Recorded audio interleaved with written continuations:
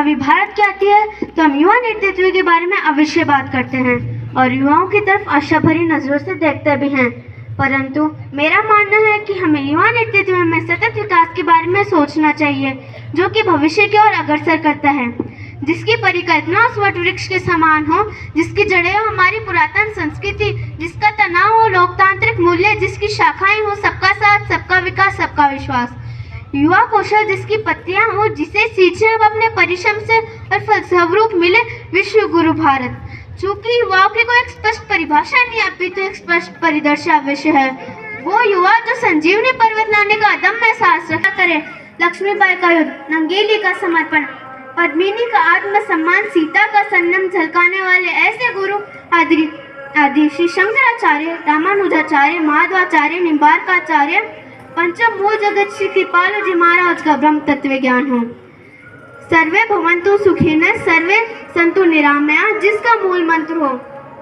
हम युवाओं को तो आज़ादी की लड़ाई में अपना योगदान देने का सौभाग्य प्राप्त नहीं हुआ, परंतु आज आवश्यकता अपनी शक्ति को पहचान, अपनी ऊर्जा को संचित करने की, क्योंकि हमारे स्वामी विवेकानंद जी कहा करते थे, यदि मुझे 100 ऊर्जावान युवा मिल जाएं तो मैं इस देश की दिशा और दशा दोनों बदल कर यथार्थ। बस आवश्यकता है हर युवा को यह जानने की कि वह क्या कर सकता है। कवन जो काज कठिन जग माए, जो नहीं हो तात तुम पाही।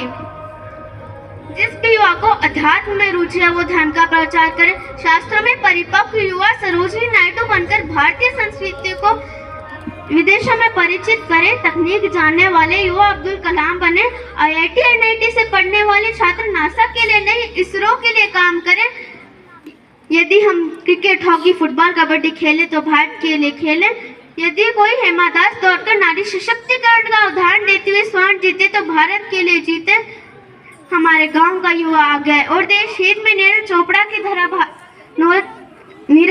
की तरह भाला फेंके, रचनाएं ऐसी रची जाए कि साहित्य का नोबेल भारत को प्राप्त हो, शिष्टाचार यूं अपनाए कि जापान से पहले भारत का नाम हो।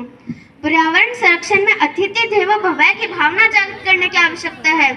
जो युवा दौड़ सकता है वो दौड़े, जो चल सकता है वो चले और जो रेंग सकता है वो रेंगे, परंतु अपने कर्तव्य का निर्वहन अवश्य करें और सिंह की गर्जन के भांति नेतृत्व क्षमता के साथ यह जानने की कि हम क्या कर सकते हैं और उसी अनुसार काम भी करें। इसी के साथ मैं युवाओं का आह्वान करना चाहूंगी कि उठो जवान देश की वसुंधरा पुकारती, उठो जवान देश की वसुंधरा पुकारती है, देश से पुकारता पुकारती माँ भारती। जय हिंद, जय भारत।